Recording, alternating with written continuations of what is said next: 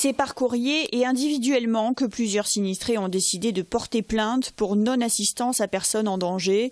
Le geste est fort, mais nécessaire pour eux. Ça signifie simplement qu'on veut faire savoir au pouvoir public qu'on est vraiment dans une misère terrible. Alors que ce soit une misère financière parce que les assurances n'ont pas répondu, que ce soit une misère morale parce que les gens qui habitent en bordure de l'eau regardent tous les matins si l'eau est montée ou pas. Avec la neige, les orages que nous avons eus, je ne vous dis pas le stress de certaines personnes. Pourtant, début de semaine, le préfet annonçait l'intervention de 22 militaires du génie spécialisés dans les catastrophes naturelles. Arrivés hier, ils étaient à pied d'œuvre ce matin. Il semblerait que les militaires soient là pour enlever les embâcles qui sont encore dans la Garonne, sauf que la Garonne est montée et qu'il y a beaucoup de choses qui sont encore sous l'eau. Donc on ne les voit pas.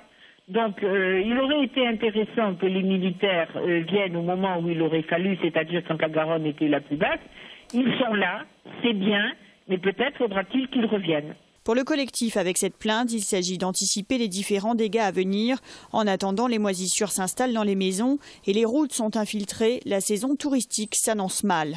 Quand vous traversez Saint-Béat, vous savez, en toute honnêteté, il y a quoi? Il y a deux petits commerces qui sont ouverts sur le côté droit de la route. À gauche, il y a des travaux. La Poste est en train de faire des travaux. Le Crédit Agricole est en train de faire des travaux. Vous avez une commerçante qui a réouvert, mais c'est pas aussi joli. C'est la coiffeuse que les deux grandes vitrines qu'elle avait. Et puis il y a un commerçant qui n'a encore pas rangé ses détritus. Enfin, en tout cas, c'est ce qu'il reste de la Garonne. Ben, vous savez, c'est presque un village fantôme. Hein. Le collectif doit rencontrer le préfet de région mercredi prochain. Au programme notamment la sécurisation des bords de Garonne et l'emplacement des campings. Côté indemnisation, le collectif déplore qu'aujourd'hui seuls 5% des sinistrés soient indemnisés. De son côté, l'État a débloqué une première enveloppe de 1,9 million d'euros pour un total de 4 millions de travaux pour des chantiers répartis entre Bagnères de Luchon et Saint-Béat.